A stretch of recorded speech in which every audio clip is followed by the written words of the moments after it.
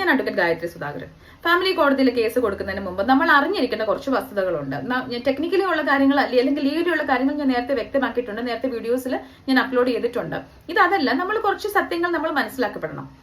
ഒന്നാമത്തെ കാര്യം, ഒരു റിവെഞ്ചിന് വേണ്ടിയിട്ട് നമ്മൾ കേസ് കൊടുക്കരുത്. റിവെഞ്ചിന് വേണ്ടി കേസ് കൊടുത്തു കഴിഞ്ഞാൽ ശരിക്കും സ്ട്രോങ് ഡിസ്പ്യൂട്ട്സ് അല്ലെങ്കിൽ സ്ട്രോങ് അലിഗേഷൻസ് ഒക്കെ സോൾവ് ചെയ്തൊരു സ്ഥലമല്ലേ ഫാമിലി കോടതി. അപ്പം അതിന്റെ പ്രോസസ്സിനെ നമ്മൾ ഇത് മൂലം ഡിലേ ചെയ്യപ്പെടും ആ പ്രോസസ് എല്ലാം. സോ അത് നമ്മളെ ഭാവിയിൽ ഏതെങ്കിലും ഒരു രീതിയിൽ ദോഷകരമായി ബാധിക്കില്ല എന്ന് പറയാൻ പറ്റില്ല. സോ അങ്ങനെ ഒരു പകപോക്കലിന് വേണ്ടിയിട്ട് ഒരു കേസ് കൊടുക്കരുത്.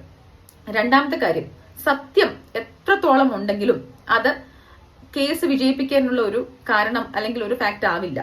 സത്യം മാത്രം കൊണ്ട് ഒരു കാര്യമില്ല, അത് തെളിയിക്കപ്പെടണം. അല്ലെങ്കിൽ നമ്മൾ അനുഭവിച്ച കാര്യങ്ങൾ, നമ്മൾ കുടിച്ച കണ്ണീർ, അല്ലെങ്കിൽ നമ്മൾ അനുഭവിച്ച മെന്റൽ ആൻഡ് ഫിസിക്കൽ അബ്യൂസ്, ഇതെല്ലാം എഴുതി കോടതിക്ക് മുമ്പിൽ ഹാജരാക്കിയാൽ സബ്മിറ്റ് ചെയ്തിട്ട് കാര്യമില്ല. അതിന് വേണ്ട എവിഡൻസ് വേണം.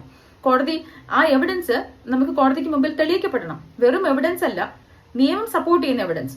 അത് ഈ കേസ് എന്നല്ല, ഏത് കേസാണെന്നുണ്ടെങ്കിലും ഒരു കേസ് വിജയിക്കാൻ സത്യം മാത്രം പോരാ, facts plus evidence plus law, ഇതാണ് ഒരു കേസ് വിജയിക്കുന്നതിന്റെ ഫോർമുല എന്ന് പറയുന്നത്. അപ്പൊ നമുക്ക് എത്രത്തോളം സത്യം ഉണ്ടെന്ന് പറഞ്ഞിട്ട് കാര്യമില്ല, ആ സത്യങ്ങൾ വിജയിപ്പിക്കാനുള്ള എവിഡൻസ് വേണം, നിയമം സപ്പോർട്ട് ചെയ്യുന്ന എവിഡൻസ് വേണം. അത് കോടതിക്ക് മുമ്പിൽ തെളിയിക്കപ്പെടണം. എങ്കിൽ മാത്രമേ നമ്മുടെ കേസ് വിജയിക്കുകയുള്ളൂ.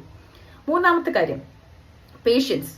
ക്ഷമയെന്ന് പറയുന്നത് വളരെ ഇമ്പോർട്ടന്റ് ആണ് ഈ ഒരു ഫാമിലി കോടതിയിൽ. കാരണം ഒരുപാട് ക്ഷമിച്ചും സഹിച്ചും ഒക്കെ അതിനുശേഷമാണ് നമ്മൾ കേസുമായി മുന്നോട്ട് പോകുന്നത്. പിന്നെയും ഈ കേസ് എന്താ മുന്നോട്ട്, കണ്ടസ്റ്റിംഗ് കേസുകളൊക്കെ ഇങ്ങനെ നീണ്ടു പോകുന്നത് പലർക്കും ക്ഷമ നശിക്കുന്ന ഒരു അവസ്ഥയിലെത്തും. പക്ഷെ അങ്ങനെയല്ല, വക്കീൽ പറയുന്ന ഒരു കാര്യം മനസ്സിലാക്കുക, വക്കീലിനെ ബ്ലെയിം ചെയ്യാതിരിക്കുക.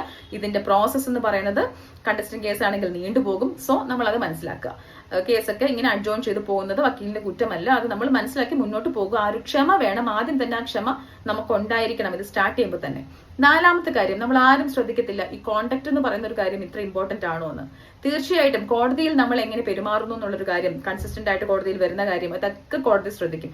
കുട്ടികളോട് എങ്ങനെ നമ്മുടെ പെരുമാറ്റം എന്നുള്ള കാര്യങ്ങളെല്ലാം കോടതി ശ്രദ്ധിക്കില്ലെന്ന് പറയരുത്. Your conduct speaks louder than your lawyer എന്ന് ഒരു പറച്ചിൽ തന്നെയുണ്ട്.